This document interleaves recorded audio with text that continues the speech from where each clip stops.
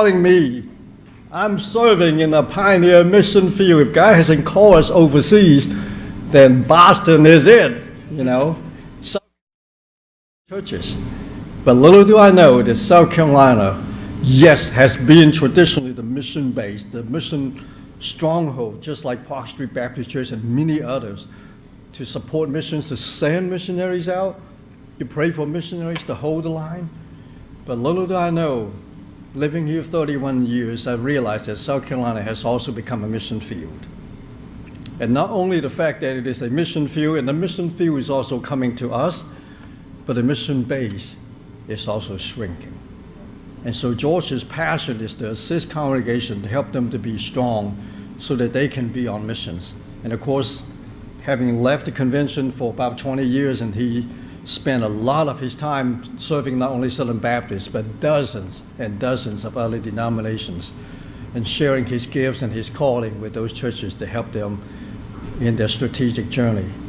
And so we are very fortunate, in my book, to have George Buller back into a Baptist associational work, and right here in Columbia Metro Association. So, George, would you come and share with us? Thank you, David.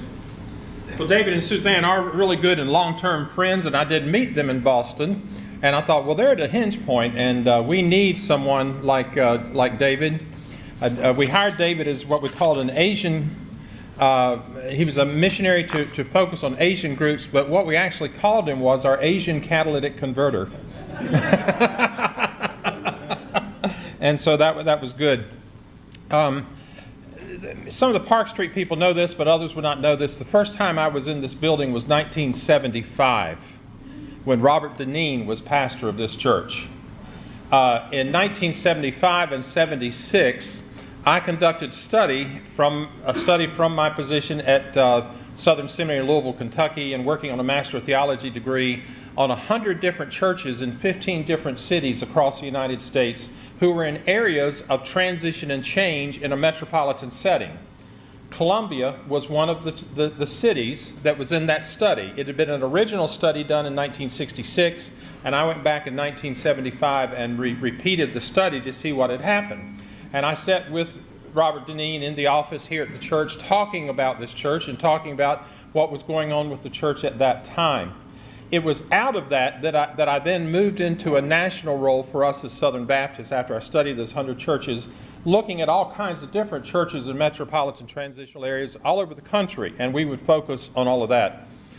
It was in the early 1980s when we began to try to put together some research on what are the choices available to churches in urban areas like a Park Street and like some of the other churches that are present tonight. We've got Hope Baptist Church present. We've got Generation Church present. Your church in Ridge Association is Stillwaters Baptist. What other churches do we have? Cedar Creek. That's right. Cedar Creek up there in the coldest place in the county with the warmest people. There you go. The coldest place with the warmest people. And so in 1983, 84, 85, we completed that study.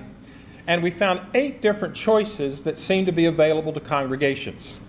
And we were able to analyze which ones seemed to work and which ones didn't seem to work, in terms of or how effectively they worked in what kind of situations. I've kept working on those kinds of things, and I decided as we were thinking about this particular event to recast some of that, and that's where I've come up with this chart that there should have been one on everybody's seat called the 10 R's. Now, I'm only going to give the briefest of introduction to you about them tonight, but just to let you see a little bit about what's on this chart, because Kenny Mills is the main event tonight. I'm sort of like the band playing, for about 30 minutes, warming up the crowd and stuff like that. But I want to go through this with you just very briefly. Some of the words you may say immediately, yeah, that word fits, but some of the things I've done is I've even looked at some scriptural understandings of some of these words, trying to look at the possibilities. And the first one is called replication. Replication is when a congregation launches multiple congregational campuses. It replicates itself in another location or another venue. Well, first thing you want to say is, now how in the world is that a clear choice for us? Well, we had a church and we did not point them out and say, you. At lunch today, when we met over at St. Andrew's Baptist Church with the 50 people from 25 congregations who were there, that is a church in Fairfield County that worships about 35 to 45 people, and they have started a new campus in Blythewood that is also having 35 to 45 in attendance. And it meets at Scotty's Cafe. Any of you all know Scotty's Cafe in Blythewood? That's where the second campus of that church meets. And so one of the issues is that many of the choices, we look at them and we say, we can't do that. But there are possibilities of things that can be done if God is in it. And that's the key role. What is God calling you to, and where would He have you go? The second one is reproduction. This is when a congregation primarily sponsors or co-sponsors with other congregations the planting of one or more new congregational expressions. Now, don't tell me that the vast majority of churches aren't big enough to do that. You have to understand my family heritage, which is I grew up in Baltimore, B-A-W-L-A-M-E-R. Some people call it Baltimore, but the natives called it Baltimore, and Philadelphia. And my family planted new churches. And when a church got to about 35 to 55, we were starting to talk to them about starting another church and planting another church. It's just that in the traditional South, we've never thought quite that assertively or innovatively about, well, there's this other pocket of people over here that need a Christian witness in the Baptist tradition, and we ought to do something. A third one is relocation. When a congregation moves to a more promising location, communities change. At times, congregations can be more vital and vibrant in a different location. There are innumerable congregations that relocate for various reasons. I was telling some people earlier that when I was in Louisville, Green Street Baptist Church was on Gray Street, and Walnut Baptist Church was on Oak Street. Both of those churches had relocated, but they kept their name. But it didn't go with their particular location. And so churches do transfer from a building to another building or another place. Reception. This is when a congregation becomes a location partner. Now let's go back to Boston to talk about this. Southern Baptist work exploded in Boston beginning in the 1980s. From the late 50s until the early 80s, they had about 12 churches, and they carved every one of them out of granite. It was really hard to plant a church in Boston. It was known as the missionary killer place for Southern Baptists. But in the 80s, it exploded. And by the end of the 80s, there were 80 congregations in the Greater Boston Baptist Association and 20 church buildings. In other words, multiple congregations met together in facilities and became location partners in terms of how they did that. My favorite Southern Baptist location partner is 19th Avenue Baptist Church in San Francisco, California, where they typically have 5 or 6 congregations meeting in their facilities at any one given time. And one Monday morning, the church janitor came into the kitchen, and he says, again, and I think it's those Koreans, they have clogged up the drain with that foul-smelling kimchi. And he said, I'm going to take this drain apart, and I'm going to lay it out here on this newspaper and figure out who it is that's doing this, and I'm going to nail them. So he got it, he undid it, laid it out on the newspaper, and they found food characteristic of all 6 congregations. And it is all of us. It is all of us that are doing this. Now, I want to quibble with some of the popular people because, and I hope maybe it's out of my 40-something years experience in working with this, in the next two, redemption and reconciliation. You know, there's some talk about churches merging. Well, I want to be clear and straightforward with you about it. When Church A and Church B merges, either Church A or Church B, their culture is going to dominate. Maybe because they're larger or they're stronger or whatever. So I don't call that a merger. I call that, this is when a congregation's viable and vibrant future involves joining with another congregation that happens to be in a place where they have greater potential. Because otherwise, most all the discussions are, we're going to do it Church A's way or Church B's way. And so there's always the conflict, and that doesn't get settled for 20 years, sometimes in those mergers, or what they call mergers. So I don't call them mergers. Mergers are the reconciliation.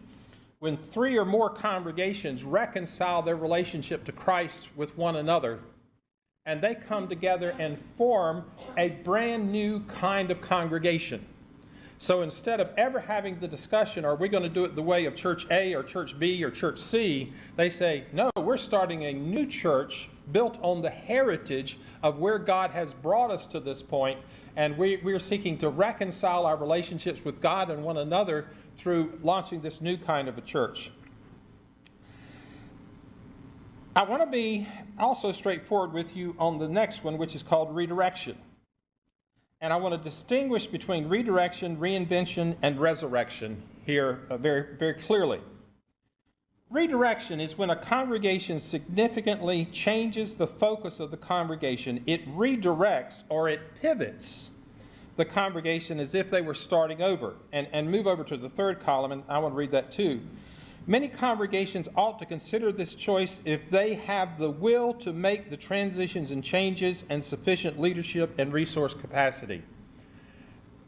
Our research tells us, but God can do anything but fail, so there can be great redirection churches. But our research tells us that this is one that does not tend to work in the vast majority of the cases, because the vast majority of us as congregations are unwilling to make the critical transitions and changes we have to in order to sustain a redirection. We want to hang on to something. The best illustration that I've ever heard of this is, 125 years ago, when Conestoga wagons were popular, and maybe a family got a land grant west of the Rockies, and they loaded all their essential possessions. Maybe they lived in North Carolina and South Carolina, and they loaded all their essential possessions in a Conestoga wagon. They kept moving west, and they did fine until they got to the Rocky Mountains. And in order to get over the Rocky Mountains, they had to start throwing stuff off. But what happened to many of these families were they never made it over the Rocky Mountains because they were unwilling to throw enough stuff off. And it killed the horses. They said, we've got to hang on to all of this stuff. Redirection, that is its greatest challenge. Now, the difference between redirection and reinvention is this. This is when an existing congregation rethinks everything it does, like an extreme makeover. Remember that TV show, Extreme House Makeover or Home Makeover? And restarts as a new congregation. Now go to the third column. Many congregations without sufficient will to make the transitions and changes necessary, or who lack leadership and resource capacity, ought to consider this. I have written an article for each of these 10, and they're going to be available within another 7 to 10 days to everybody, but they're being edited right now. The key difference between redirection and reinvention is that you ask some outside third party to help you make the decisions. In fact, you may even give them the authority to make some decisions for you that you know that you're unwilling to make for yourself. Now, I was telling some people at the dinner table, a perfect, or maybe it's before dinner, a perfect illustration of this. I think I was telling Gleaton, hey, now you're talking about stories. I got stories of Gleaton from Maryland. When my father retired to Raleigh, North Carolina from Pennsylvania, he was the interim pastor for 3 years of 2 different churches, both of whom were about to close their doors when he became the interim pastor. He agreed, he says, I'll come be your interim pastor if you will give me authority to make some strategic decisions for you. Not management decisions, but strategic decisions that we're going to do these things. And if so, I'll come and stay for 3 years. That was in the late 70s and early 80s, and both of those churches are vital and vibrant congregations in Raleigh, North Carolina right now. One of them, actually the second one he went to, they had a split, and that's what Baptists do. Baptists are like alley cats. You know what happens when cats fight in the alley on Saturday night, on Sunday there are more cats. But Dad said to that church, you need to revert to mission status and come under the supervision of the association. In other words, he basically took them through bankruptcy. And during that 3 years, he brought them out of bankruptcy, and they're one of the most successful, thriving suburban congregations in Raleigh right now because they were willing to let somebody else make for them decisions they were unwilling to make themselves, which is a tough thing to do. But I would say to you, our research shows that reinvention works where redirection doesn't work. Because in reinvention, you ask that third party to tell you what has to be thrown off of the Conestoga wagon in order for you to make it over the mountain. Then the ninth one is called resurrection. Resurrection is where you decide, we're going to cease to exist. And we're going to ask that a new congregation, a new church planter, new sponsors come in and start a new church in our previous facilities, and that we would not be the leadership of that new church, but we would like the privilege of attending that new church and being members, because this is the church of our heritage, but we want somebody else totally to start a new church, be the leaders, and take us forward in terms of what's happening. But we agree to cease to exist in order to allow this to happen. So that's where there is a death, and then there is a resurrection.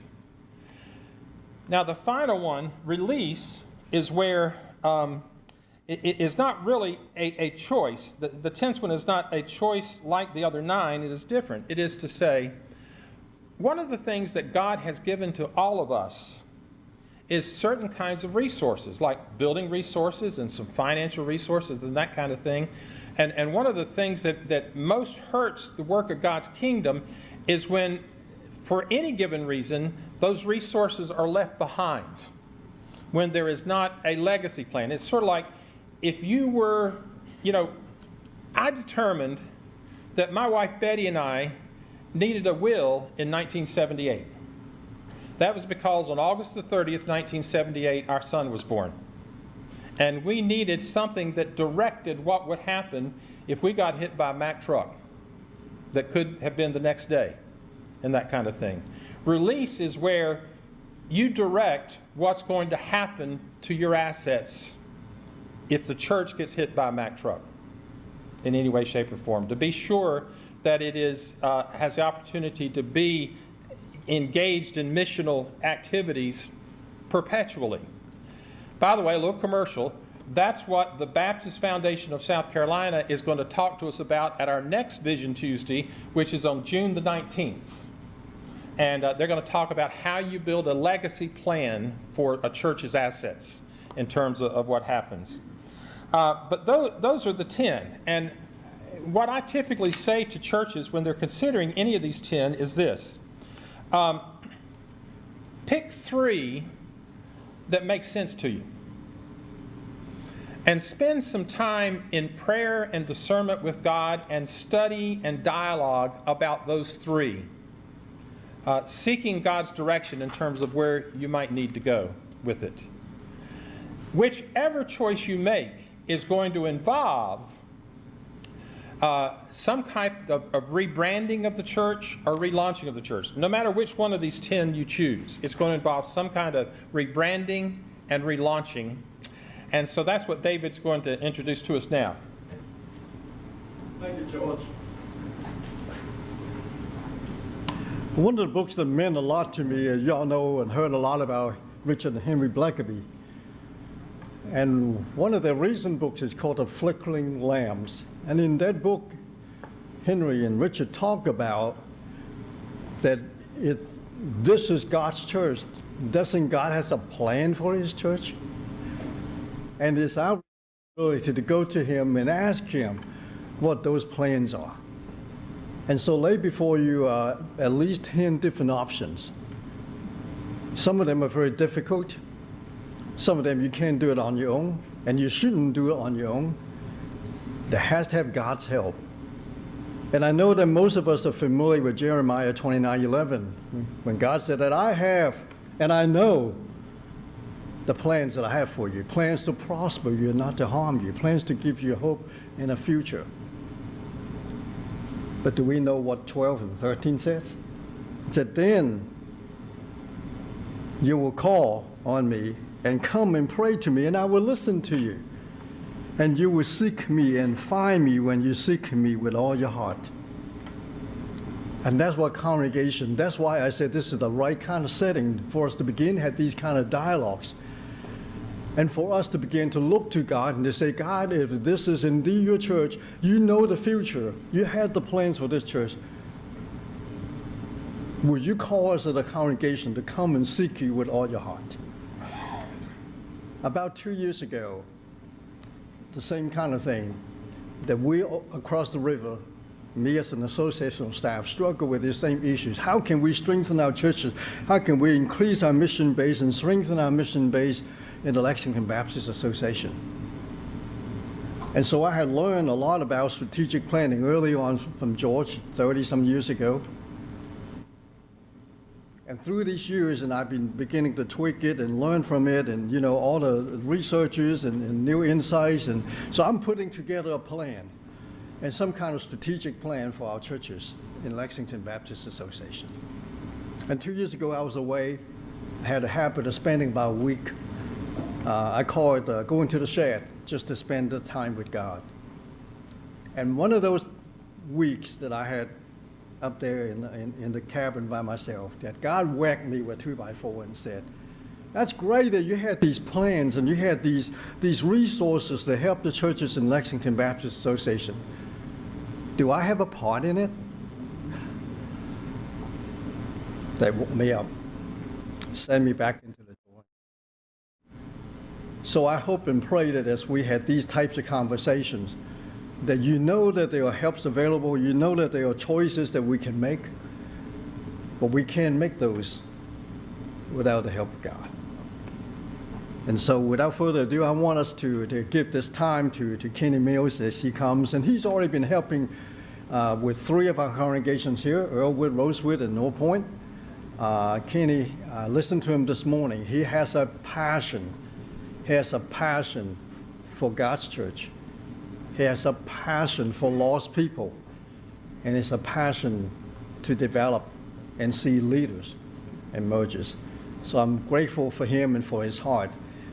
It was kind of interesting to coming in from his background, having served emerging contemporary new church start for so many years. But yet God tapped him on the shoulder and said, what about these existing established churches? Are they effective in reaching the lost? And are they effective in producing the right kind of leader so that they can be missional, so that they can be evangelistic? So Kenny, welcome. Thank you, sir. Good evening. Can you hear me okay? Thank you. Thank you for hosting this evening. We're excited to be here. George, thank you for the invitation. And Park Street, thank you for hosting. It's really great. So let me really quickly do this. Let me share a little bit of who I am, because you're probably like, okay, well, we're having this night, and I heard someone say the main event. Man, that's a heavy expectation. I don't know if we can meet that, but let me tell you a little bit of who I am. My name is Kenny Mills, and I'm the founder and owner of an organization called Ruins Rebuilt. I had the opportunity to step into this a little over a year ago. I met Jesus when I was 13 and was baptized at 21. Now, don't hold it against me, Baptist. It's okay. Speaking of Baptist, one real quick thing. You know George is a Baptist with all the alliterations of ours. That is as Baptist as it gets right there. And so I love that. Anyway, but ultimately I was involved in an organization called the YMCA. Maybe you've heard of it. If you're anything like me, maybe you love this song. I hate the song. I heard it so many times, I hate the song. But I spent 16 years involved in the YMCA, and a lot of that in executive leadership. And that's what brought me to Columbia. I was a vice president here at the YMCA in Columbia, and my wife and I got involved in this little church called New Spring Church. Maybe you've heard of that as well. And for whatever reason, God saw fit to call me into full-time ministry. And I stepped on New Spring Church staff as a pastor, and we did that for 5 years. But in January of 2016, my wife and I are both from the Charlotte area. I was kind of begging the Lord to go back home. Honestly, we were homesick, and I didn't know what that looked like. And I'm sitting at a Starbucks, and he kind of reveals to me, he's walking me through the book of Nehemiah. And he ultimately reveals to me, he said, Kenny, actually, I've gifted you and I'm calling you to help rebuild the ruins of people's lives, their dreams, and their organizations. I said, wow, that's awesome. I don't know what to do with that. And so for 6 months, I did nothing. I didn't act on it. And we walked through a crazy season of life. My wife became pregnant. Our church publicly, fired our senior pastor. And it was a really interesting season. And so here I am begging the Lord, okay, Lord, we want to go home. We want to raise our family around our family. What's the deal? And I just remember him saying so clearly, I've already told you what to do. You just didn't listen. And so January 1st of 2017, my wife Katie, and she had her first kiddo. His name's Jackson. January 15th, I walked in and I shared with the leadership at New Spring Church that I was going to step off staff and start a company. And we put our house on the market. 36 hours later, it sold. And by April, we were back in Charlotte running this organization full time. And now here we are a year later, and God's blessed it immeasurably more than I could have asked or imagined. Last year, we had a chance to serve over 28 organizations. 21 of them were churches. We saw 400 or so leaders that we had a chance to invest in and pour into that resulted in what we believe, the best count we could, serving over 25,000 people, and whether that's congregation attendees of church or patients of a doctor, whatever that might be. And God just helped me realize, this is what I was talking about. And so today I come to you and I share this with you so you understand a little of my background, a little of my story. But what you really need to hear are exactly what I'm glad you heard from me earlier today, because these are the three things that I'm just absolutely brokenhearted over. And there's some things in ruins in our culture that I'm broken over. First and foremost is the fact that there are a lot of lost people. You guys, we might have a church on every corner in Columbia, but there are tons of lost people in this city. I mean, we're a city of over 300,000 people, metro, right? I mean, it's a big city and it's growing. There are lost people, and I'm brokenhearted over that. I don't know about you, but I'm ready for Jesus to come back. But the thing is, he's not coming until everybody's heard. So we got to do a better job of telling. And so I'm brokenhearted over lost people. The second thing is, I'm brokenhearted over the fact that there are many, many churches that are struggling or dying. There are just many churches that they're struggling or completely dying. A couple of statistics for you. Maybe you know this, maybe you don't. On average, right now, 1,000 Southern Baptist churches die or shut their doors every year. 1,000. That's a lot. Unfortunately, another study showed that only less than 7%, only 6.7% of churches, Southern Baptist churches, are actually growing. That's 93% of us that are either plateaued or declining. That's a lot. And so you put these two things together, and it's clear there's a problem. Something has to change. If the hope of the world is the local church, and the local church is dying, what's that say about our hope?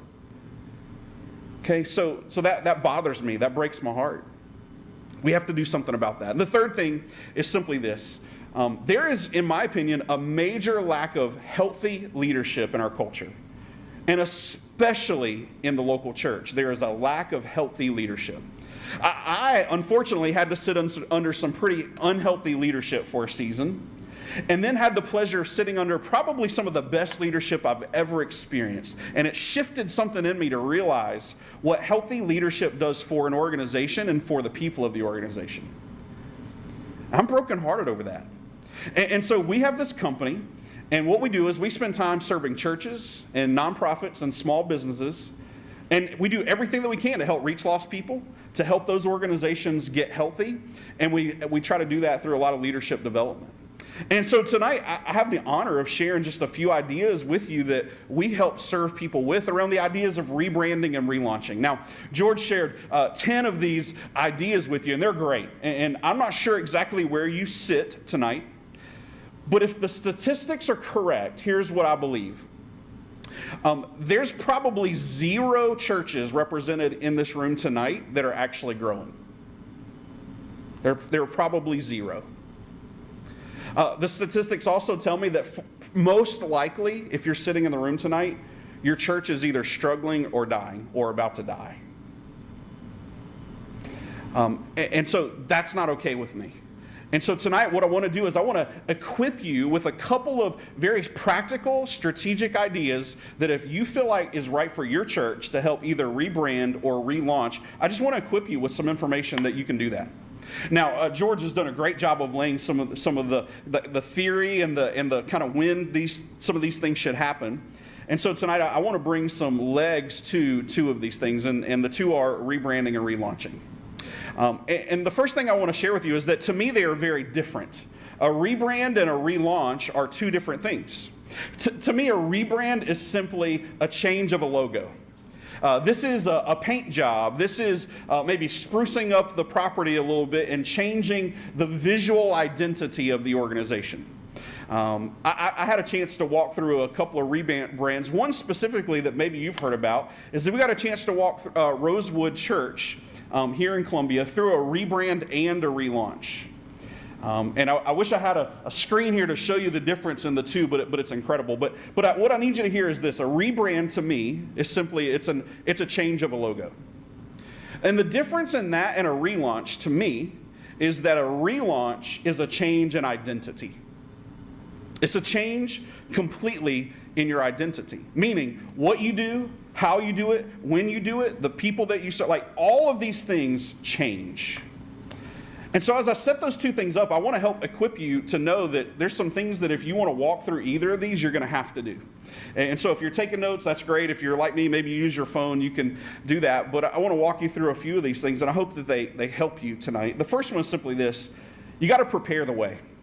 If you're going to walk through a rebrand or a relaunch, you've got to prepare the way. And there's a couple of ways that you can do this. First and foremost is we need to pray. As Pastor was saying, gosh, the first thing that we need to do is spend time asking the Lord what He's got for us. How dare we be so presumptuous to just come up with ideas and without seeking the Lord's guidance and run with it? It's a pretty dangerous thing to do, actually.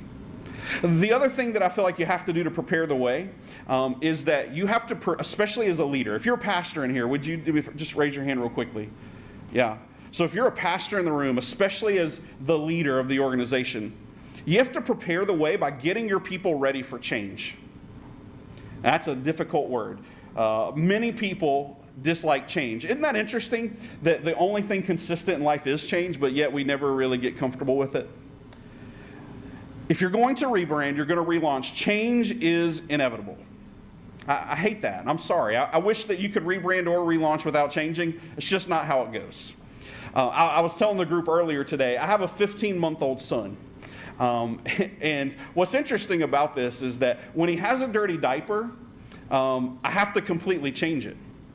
Right? I have to take the diaper off, I have to clean him, I put on a new diaper, like it's a complete change. You can't just tweak a dirty diaper, right? That would not do us very well. You have to completely change it. Now, if I told you that about a diaper, hey, no, we don't really have to change it, let's just, we can tweak it a little and it'll be fine, you would call me an unfit father. But if I were to stand in front of you and tell you that you have to change the way that you go about doing church, you would call me a heretic. But aren't they in some ways very similar? We have to walk through change. And so leaders, you got to prepare your people for change. And you better be on your face asking the Lord to give you some guidance. Some other practical things that I feel like you can absolutely do to be ready is that I feel like you have to cast vision. And I hear this said very often, so I want to share something with you. If you can write this down. I don't think many of you have your Bible with you tonight. That's okay. I want to share something with you that comes from the book of Nehemiah. And I think this will make a lot of sense. It says in Nehemiah chapter 2, verse 17 and 18. You can go back and read it on your own later. It says, "Then I said to them," this is Nehemiah speaking to a group of nobles and officials. "Then I said to them, you see the trouble we are in. Jerusalem lies in ruins, and its gates have been burned with fire. Come, let us rebuild the wall of Jerusalem, and we will no longer be in disgrace. I also told them about the gracious hand of my Lord on me, and what the king said to me. They replied, let us start rebuilding. So they began this good work." So a couple of things I want you to see. First and foremost, you wonder where the name of my company came from? Right there. Ruins rebuilt. It's powerful. But to me, these two verses are a master class in casting vision. And if you're a leader, I need you to hear this. I want to share some things with you when it comes to this. There are really 6 things inside of here that you have to do to cast vision. First and foremost, you have to communicate that we have a problem. You have to communicate we have a problem. It says, you see the trouble we are in. Problem, right? The next thing that you have to do is you have to share the specifics of the problem. Scripture says that Jerusalem lies in ruins and its gates have been burned with fire. Those are pretty specific problems, right? The third thing you have to do when you cast vision is you have to offer a solution to the problem. Nehemiah tells them, he says, let us rebuild the wall of Jerusalem. That's a pretty good solution, right? Next is you have to offer the results of the solution. So if we're going to do this, what will we see? Nehemiah tells them, and we will no longer be in disgrace. That's pretty good, right? I think that we would be happy about no longer being in disgrace. The next thing is that I feel like you have to do when you cast vision is you have to offer encouragement from the Lord. And he says this, he says, I also told them about the gracious hand of the Lord on me and what the king had said. He's reminding them that the Lord is in this. Leaders, we always have to remind people that the Lord is in what we're doing. Especially if he is. And if he's not, then probably don't tell them that, right? The last thing that you have to do here, if you're casting great vision, is you have to give a call to action. Nehemiah says, let us start rebuilding so they began this good work. It's a call to action. It means you have to actually do something, right? A lot of times we're really good at telling all these great ideas and all these plans, but we never actually do anything. We got to do something. And so for me, we have to prepare the way. Next, we have to cast vision over where we're going. And the only way that you're going to know where you're going is the next 2 things that you have to do. One is you have to define your vision. We have to define our vision. Where are we going? To me, the way I like to look at vision is Hebrews describes faith as things hoped for, not yet seen, right? To me, isn't that vision? Something that we hope for, but we haven't seen or touched it yet? That's a vision. This is where we're going. I like for you to think about it in the way of a road. Like if you've got a road, your vision is your direction. We're going northbound on 77, right? And then the next thing that you have to do is you have to define your values. What's a value? To me, it's something that you hold near and dear. It's your DNA. It's what makes you fundamentally unique and different. In fact, if you look up the definition of DNA, yes, it's a scientific term, but if you think about it, there are 6 churches within a stone's throw here. What makes you so different than them? That's your DNA. Like we need to know this. We need to know who we are. And for me, when we're thinking about that same road analogy, the vision's offering us the direction. And if you want a good road, you've got some guardrails, right, that protect you. And so our values offer us protection. You can only go so far as your guardrails. Anything outside of that is not good. And that's what our values do. They help us know and keep protection for ourselves. So again, we're preparing the way. We're going to cast vision. We're going to define our vision, and we're going to define our values. And then from there, guys, it starts to really pick up pace. We have to create a plan. We have to communicate the plan, and I might be moving quick for you. I'll come back to it. We're going to create a plan. We're going to communicate a plan. We're going to create a timeline, and we're going to follow the timeline. That's what we're going to do. That's how we do it. So that's kind of the nuts and bolts of if you're going to rebrand or relaunch. To me, this is kind of all the pre-service kind of things that get you to that place. Now, there's some things that you got to be aware of as you start to walk through this process.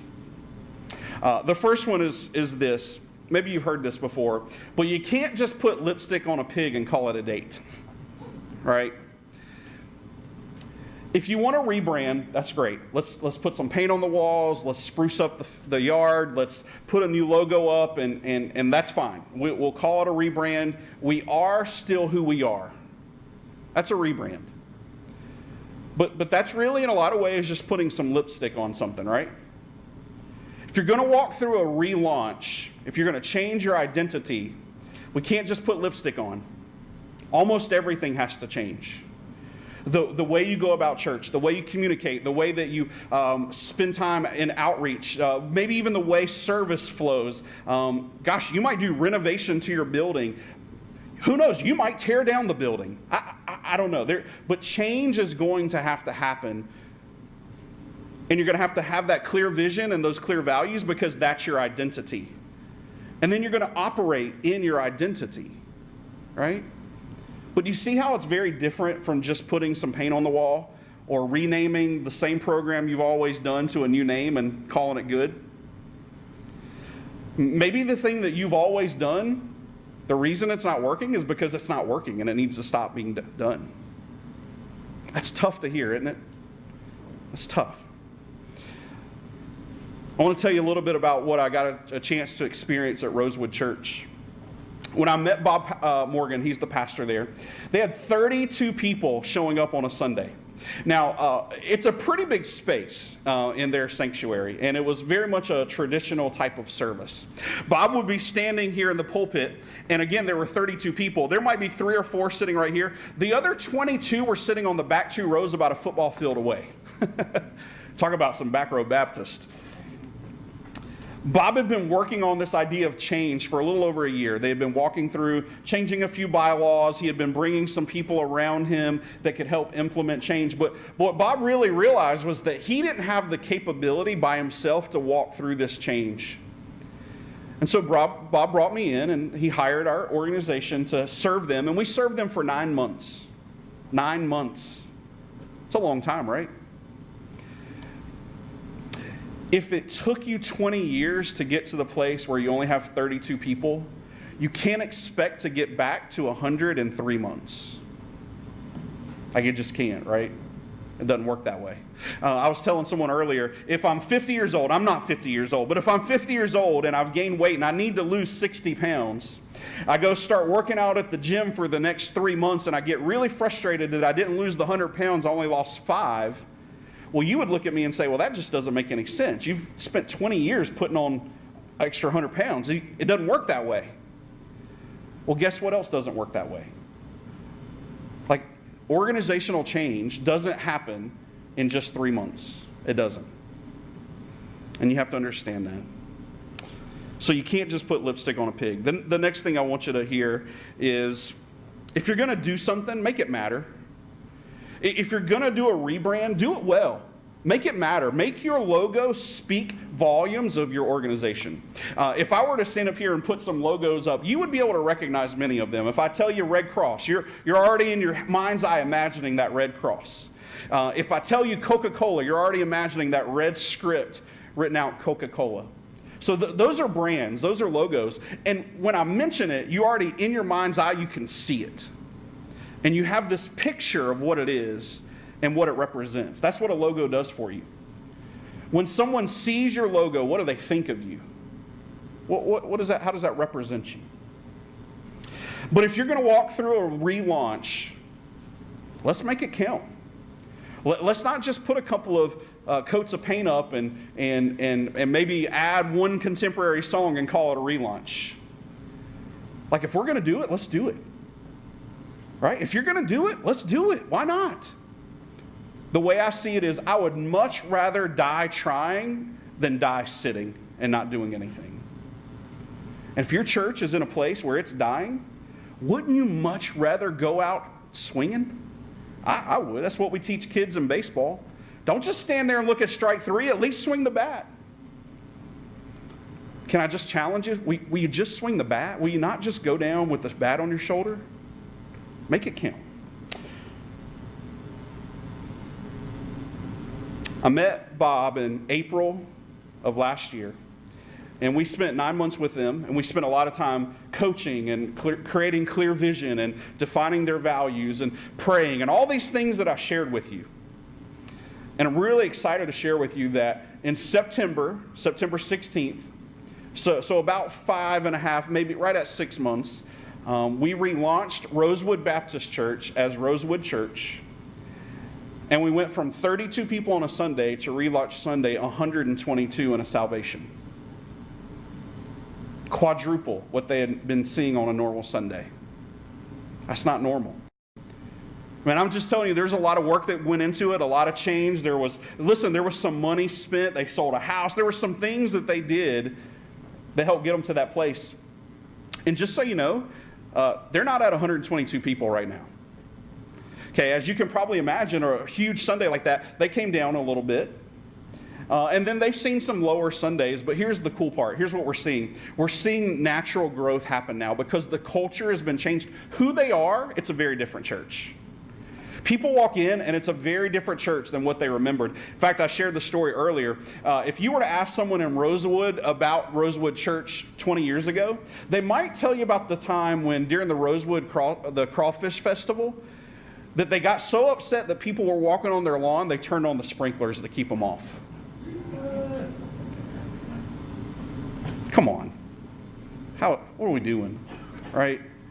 But now, here's what I know. Over the last 6 months, since I've had a chance to serve them, since the relaunch, Bob shared with me this morning, they've seen 30 new people join their church. 30 new families join their church. They're seeing kids actually come and attend church. They're seeing college kids come over and be a part of what's happening.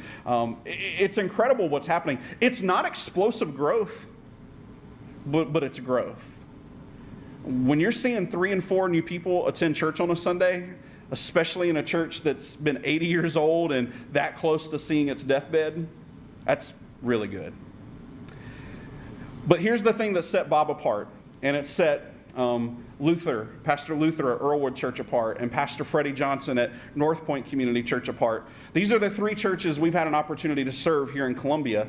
What set them apart is the last thing I want to share with you is you can't be afraid to ask for help. You can't be afraid to ask for help. And I don't know if it's fear or pride that keeps you from asking for help, but both of those are sin. Don't be afraid to ask for help. Listen, you've got an incredible leader in George right here. And your associations are here to help you. They're here to serve you. What incredible experience you have in these men. There are books, and there are podcasts, and there are teaching videos. There's incredible resources available to you for small fees or for free. There are other pastors in your neighborhoods that are walking through or who have walked through these types of things. Men, they're great resources. Ask them. I'm sure they would love to tell you. You know, a good pastor loves to talk about themselves.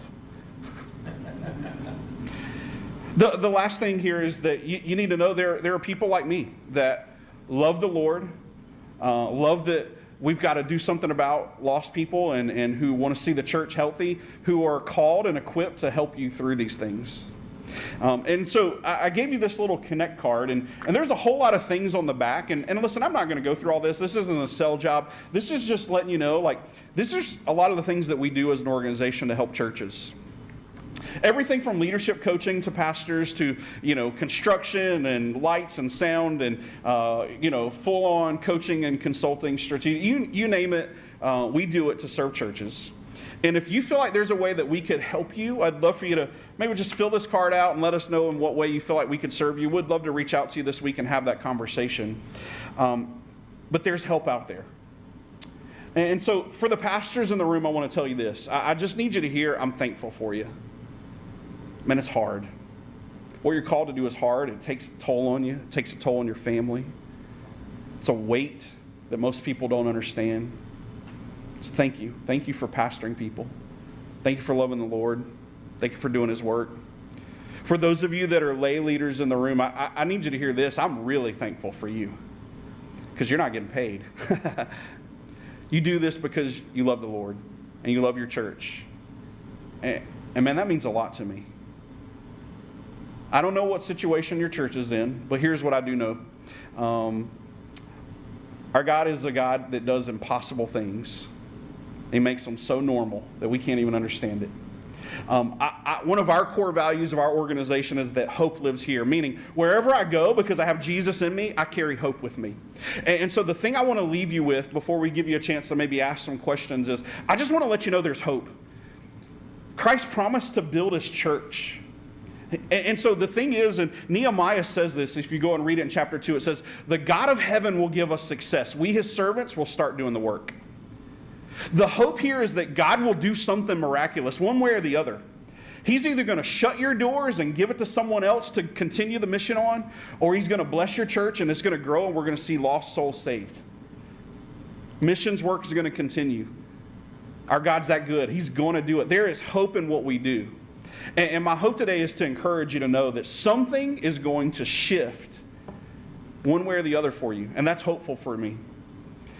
But wherever you go, because we're all equipped with the gospel, we take hope with us. And guess what? We don't even need this building to do it. You don't even need this building to do it.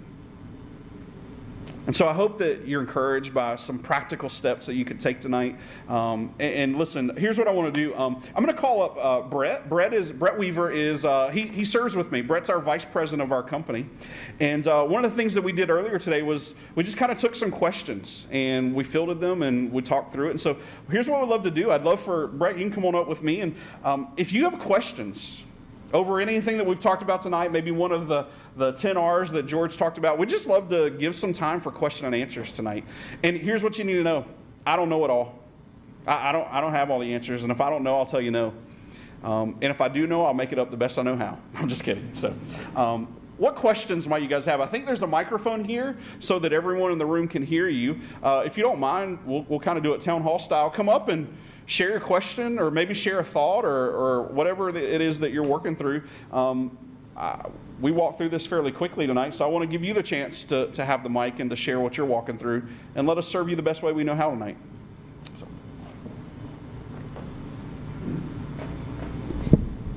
I'm going to start, but y'all been thinking about questions to ask them. So we are appointed to be here till 8 o'clock, so we're not letting the doors are shut, the ushers in the back. Nobody's going We're taking up another offering. Get ready. No, I'm That's just right. I'm going to pass the play again.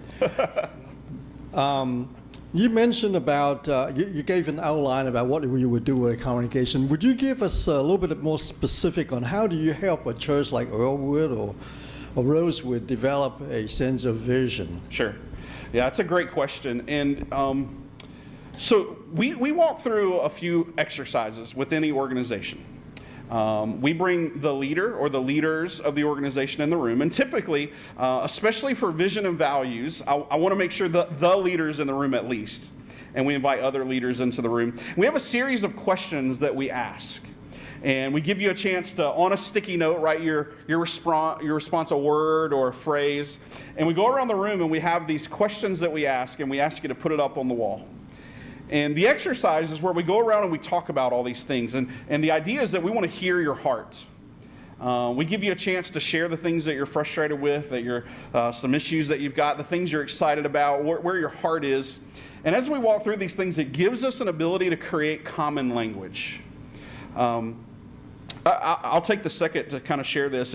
In Genesis chapter 11, so the Tower of Babel, there's this really awesome thing that I love where God says, it says the Lord came down to visit the people and the city that they were building the tower. And it says the Lord said that if as one people speaking the same language, they've begun to do this, then nothing they plan to do will be impossible for them. It's a pretty powerful statement that the Lord made.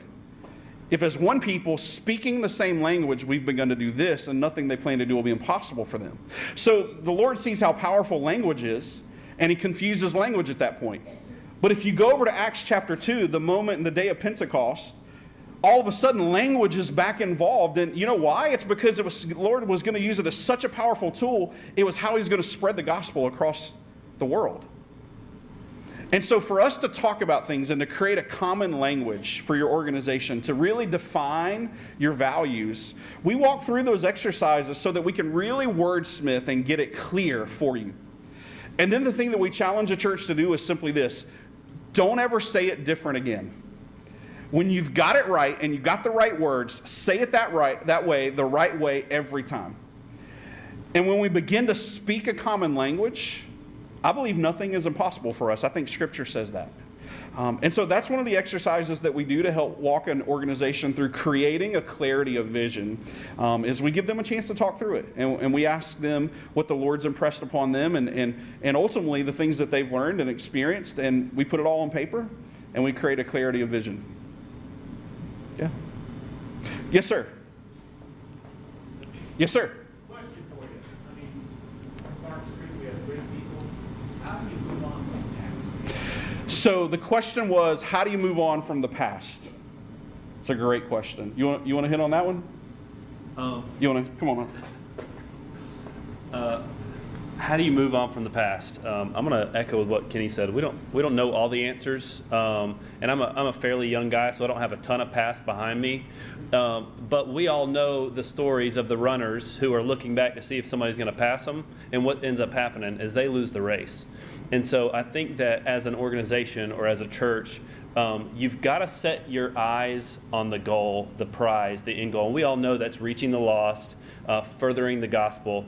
And so from a church perspective, I think that if we know the goal, it's to reach the lost. And no one here wants to say, I want to be a part of a church that's either declining or dying or not reaching the lost. That's what we want. That's what Jesus wants for his church. And so we've got to be focused on that end goal. And everybody a part of that church or organization or whatever has to have the same language in order to further that.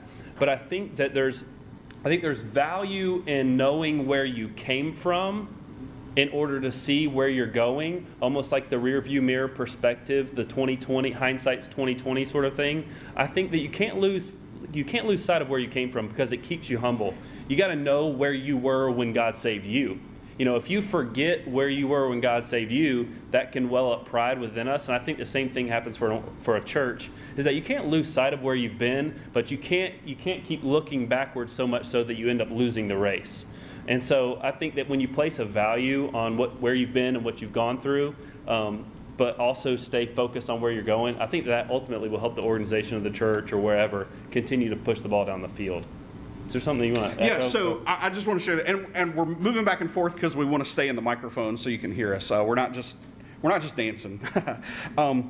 So I have a favorite restaurant, and it's in Charlotte. Brett knows it. He's smiling. You see it. He knows. Everyone that knows me knows about my favorite restaurant. Taipei South. It's a restaurant in Charlotte called Taipei South. It's because I went for the first time, had an incredible experience, and I couldn't help but bring other people back to it. Guys, here's the thing. It's in Charlotte. I would bring staff from Columbia to Charlotte just for lunch to experience it. I loved it. Now I live very close to it, and I still go every week. You can judge me all you want. That's fine. But honestly, I want you to think about this. This is honestly one of the biggest problems that we see in the church is that we have an incredible experience when we meet the Lord, but the further away from that change, that transition, that salvation that we experience, this whole yearning and this, I got to tell other people about it, I got to tell other people so they can come experience it as well, for whatever reason, it starts to die away. When we don't constantly keep it forefront of mind of where I was when I met Jesus and how broken and lost I was, how thankful I am that he saved me, and I need my friends and my family to experience this. Like when we lose that urgency, we turn these things into a country club where we just come and hang out and we read our Bible story and we feel good about ourselves and we go home. And so the way that we don't forget our past is first and foremost, personally, like Brett said, we can't forget where we came from. The other part is that as leaders, we've got to constantly remind people of the urgency that we need to operate in. And when you do those things, the past doesn't really matter in some ways because we're always charging forward to what's next. More importantly, who's next? Like, who's next in our circle, in our neighborhood, in our friends, our family that needs to know the Lord, that because I've been changed, I need to go get them so they can come and experience it themselves. And if that's our mindset as an organization, whose name's on the pew, what color the building is, what color the brick is, none of those things really matter. And if they do, it just means we've lost sight of what really does matter. Go for it. Yes, sir. Yeah. I'd like to speak into that, if I might. Yeah, I was a history major in college, and I've never lost my desire, my understanding of history. And so we have to appreciate the past and not worship the past. That's great. We worship God, we don't worship the past. Great, George. But when you think about moving forward, you've got to have people, even within the congregation, who realize that likely this quilt was put together in 1988 by some women who cared very deeply about missions, because it was put together, as did thousands of other Southern Baptist churches, in 1988 at the 100th anniversary of Women's Missionary Union. And so you've got to have a process in your church that appreciates and understands that, and then you make a decision, does that go on the Conestoga wagon or not?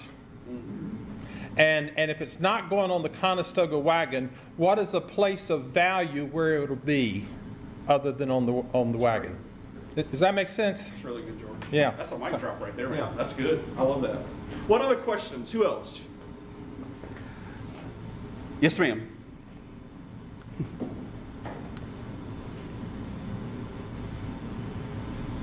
Whose idea was it, and what was the rationale behind it for dropping the name Baptist from the church name? Yeah, absolutely. Great question. So one of the things that we're seeing over and over and over again, especially for lost people, is that there is a major distraction, right? This people turn away from any denominational ties because there is...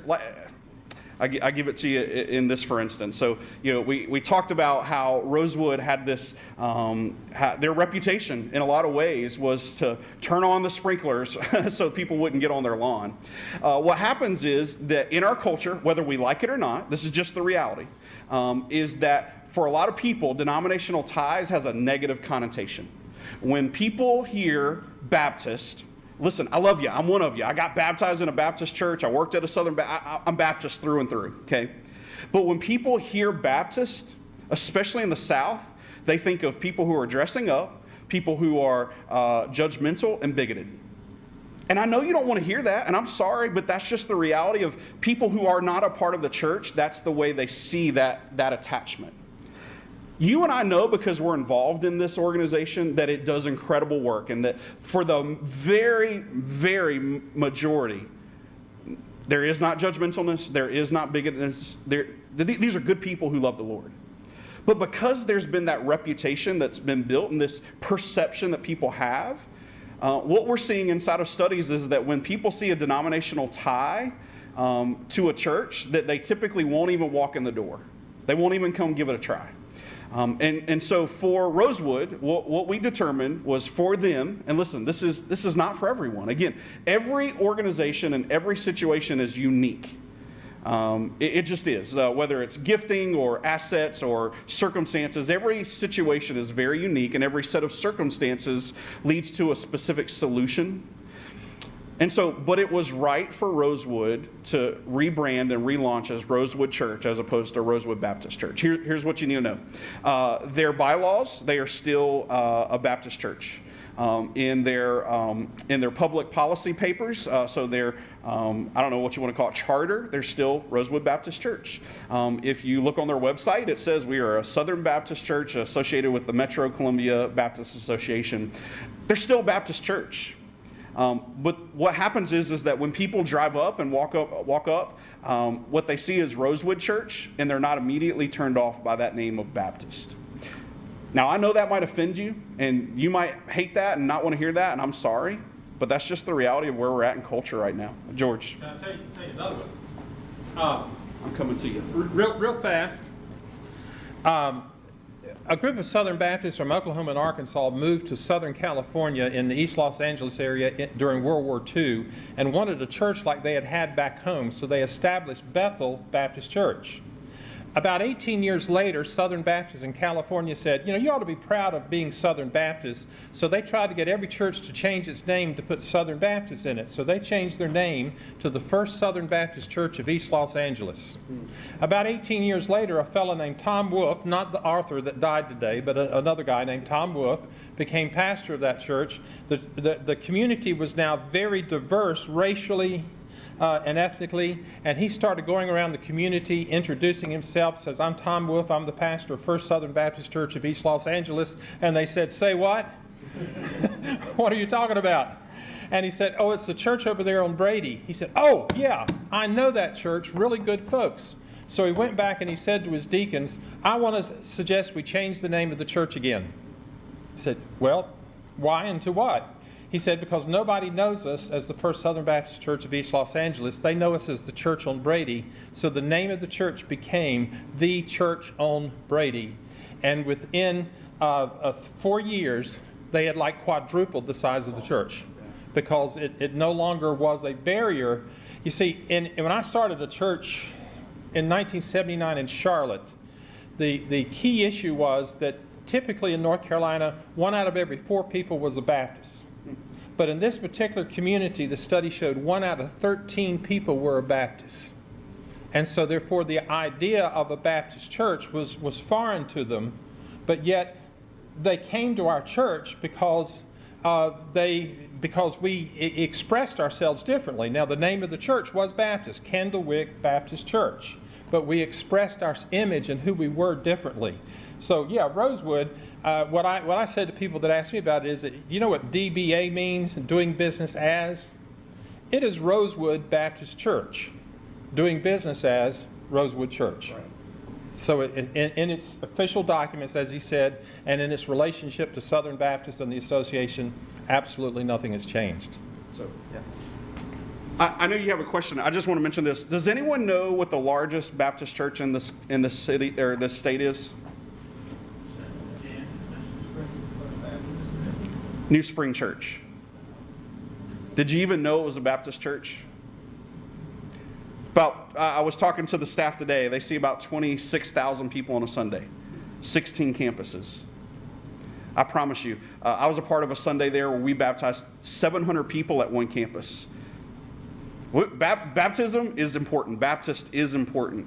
But man, if we're going to put the theology or we're going to put the name over the theology, I think that's a problem. And the theology has to be first and foremost to reach people. And if we put a name over that, we're lost. Like, we've lost our way. And to me, if we can't see this as a place to at least have a conversation, man, I think that's dangerous. That's a dangerous place for us to be.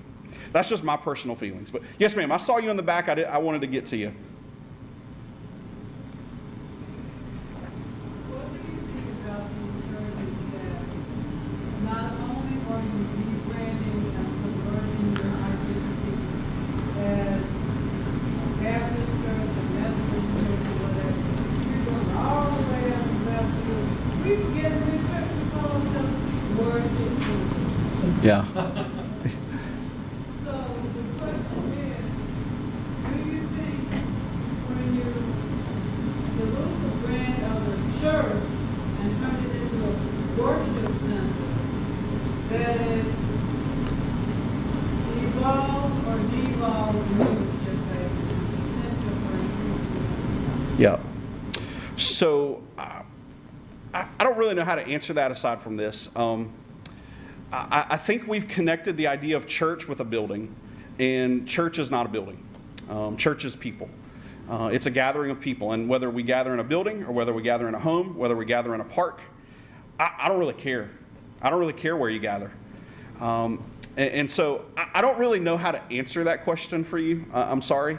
I mean, my personal thoughts are a church can pretty much be anywhere if it's people, 2 or more are gathered in my name, like, let's go, right? So I think the Holy Spirit's there with them. I don't know another way to answer that. I'm sorry. I mean, that doesn't probably help you very much. I'm really sorry about that. But I don't know. Any other thoughts? I'm going to kind of do a little bit of talking to your original question about vision and maybe touch a little bit on the Baptist stuff as well. So 30 seconds about me. I grew up in a First Baptist church. My dad was a Southern Baptist pastor my entire life. I was a pastor at a First Baptist church for 3.5 years. I've only ever known Baptist churches. I've been a pastor in a Baptist church for nearly 12 years. And I'll tell you, one of the most uncomfortable conversations that I ever had is when I'm flying on a plane and I'm sitting next to somebody and they're like, "Oh, so what do you do?" And I've got one of two choices at that moment.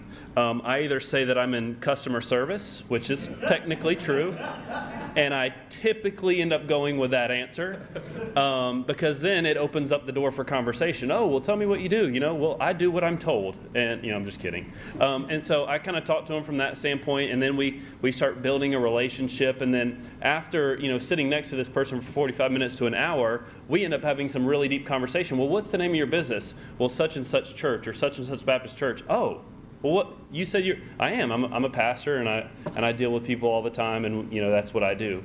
I've had the other side where it says, so what do you do? Well, I'm a pastor at a church, and guess what happens? This imaginary wall goes up right next to me, and our conversation's over, and we don't really talk much more because they have put all of their connotations in their head about what a pastor is and who he is or what he does, and they put all of those things have come to light. See, everybody has preconceived ideas about, if I said, hey, tell me what you think about a Democrat.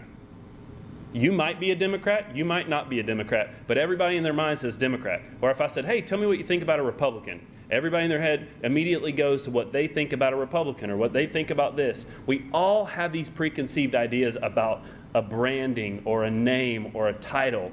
And so when it goes to like Rosewood dropping the name Baptist from their doing business as, that was what, going back to the vision, it wasn't, we're not here coming up saying, all right, everybody just needs to drop Baptist because Baptists have a bad reputation. That's not the idea behind what we're trying to say. What we're trying to say is when we sit down and we talk about the hear your heart behind the vision, when Kenny sat down with Bob and Bob said, we have a terrible reputation in our community. I want to change our reputation. I want to do this. And so once Kenny starts hearing Bob's heart and what he wants to do, Bob was basically saying, we need a new identity. How can we do that? Well, let's take the steps to have a new identity. And so that's what worked for Rosewood. Okay? There are other churches where that might not be an issue, and it might be a great thing to come along and just continue pushing the ball down the field and doing what they're doing.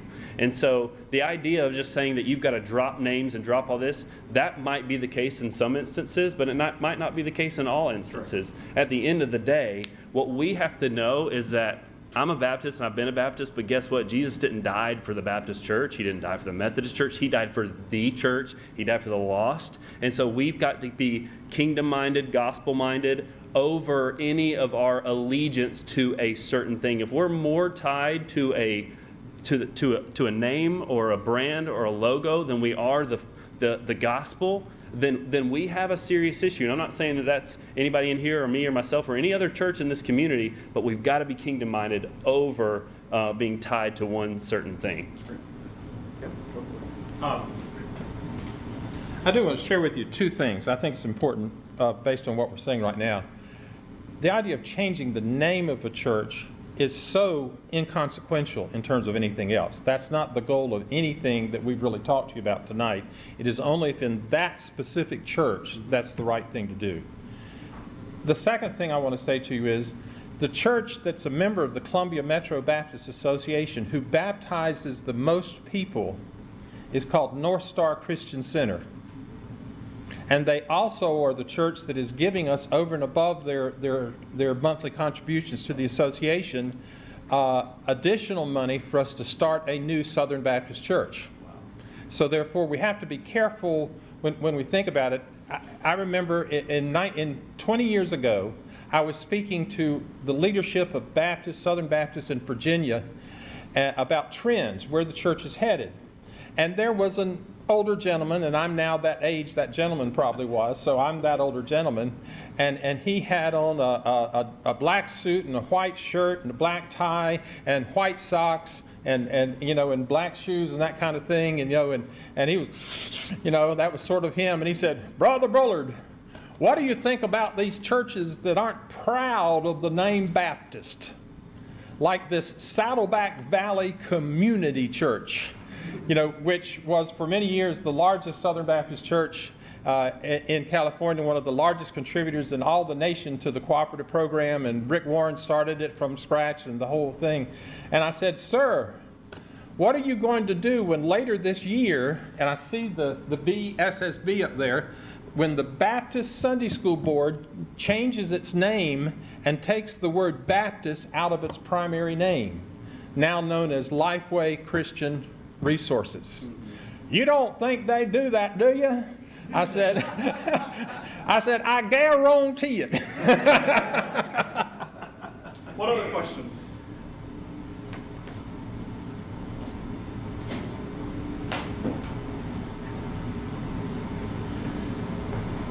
Yes, I have one more perhaps. Anyone else? Yes, ma'am. I see in the paper, the Metro paper, that Mr. Mill is also suggesting, is he an employee of the Metro, or has he been an employee of the Metro? No, ma'am. I'm not an employee of the Metro. Dr. Bullard and I met each other a few months ago, and through our interactions with me serving several of the churches here in the Metro, I own my own company. It's called Ruins Rebuilt, and we have offices in Charleston, Columbia, Rock Hill, and Charlotte. And we serve churches, small businesses, and nonprofits, really nationwide. I mean, we travel wherever, and so we are a separate private entity organization that serves those folks. We are not necessarily a part of, and even technically endorsed by the Metro Association. We just have we've been able to serve some organizations here locally that we feel like we've seen some results, and we feel like that it's a needed conversation, and so that's why Dr. Bullard asked us to come and to share. And so not even really an endorsement, so to speak, just an opportunity to share and to grow and learn together. So.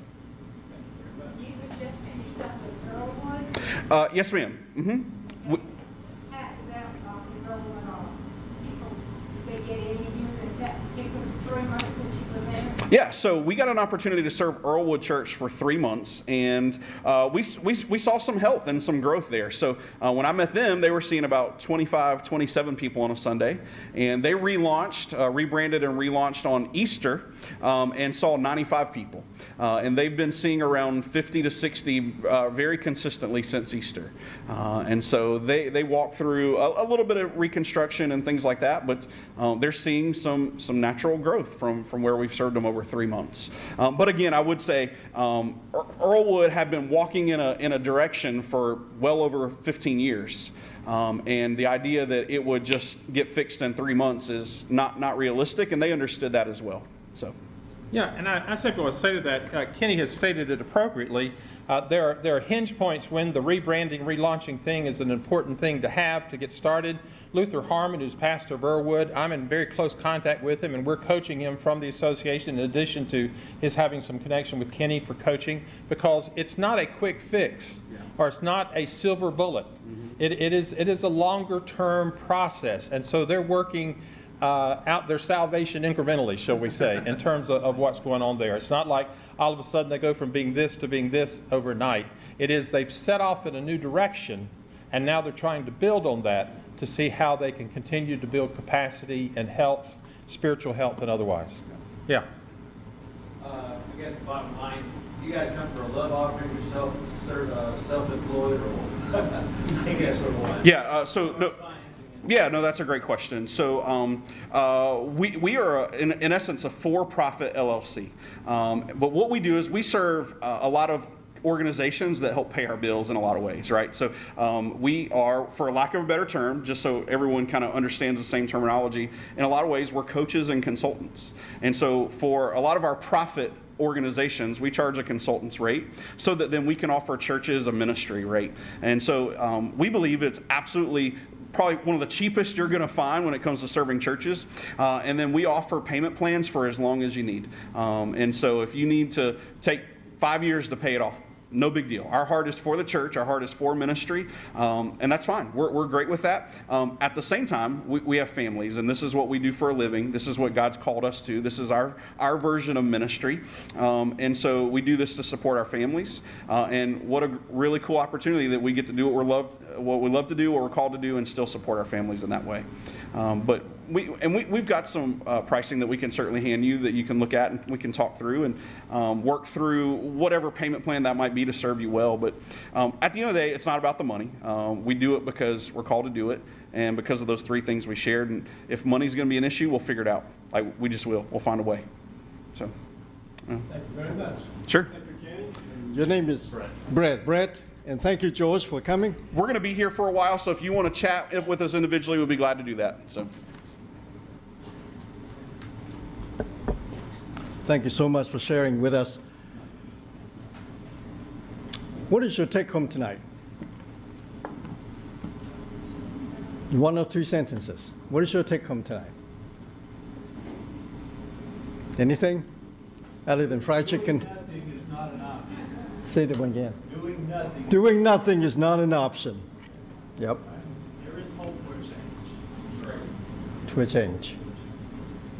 And change is always painful. There's two things that Baptists don't like, right? You know that. You know what those two are. And however, remain the same perhaps is not an option, because guess why?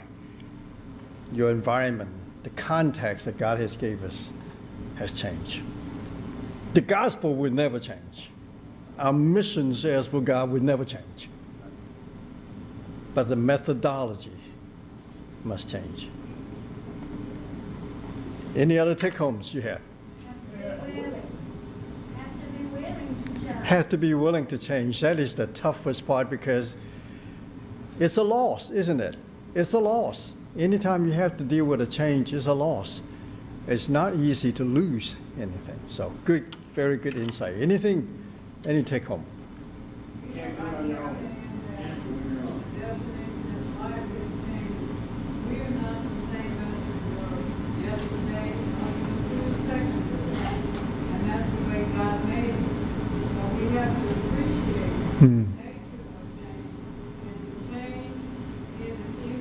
Amen.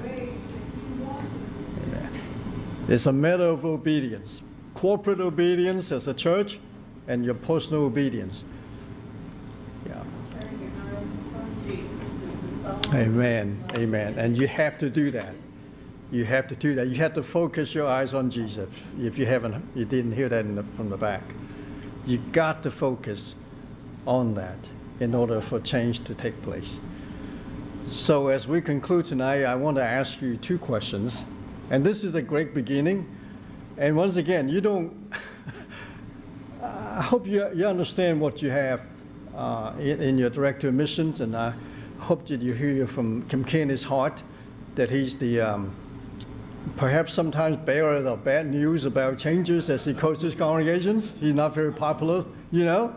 But at least he's got to go home, right? But George had to live with you. So, but the thing is with George that for 40-some years that he has been helping congregations, he had personal experiences in helping congregations. So I pray and hope and pray that this dialogue tonight is not the end of it, but it's perhaps beginning for some of the congregation that are hearing for the first time, and some of you have been contemplating it for several years. And so this is a good time, a right time to do that. So I encourage you to bless your pastors as leaders to have these types of congregations with George and perhaps even with Kenny and his organization as well. And there are others, who stand ready to help you as well, including our own state convention that is here to help you, and our Norfolk Mission Board are talking a lot about church revitalization today. So the question that I have for you is, what does Park Street Baptist Church look like in the next 20 years?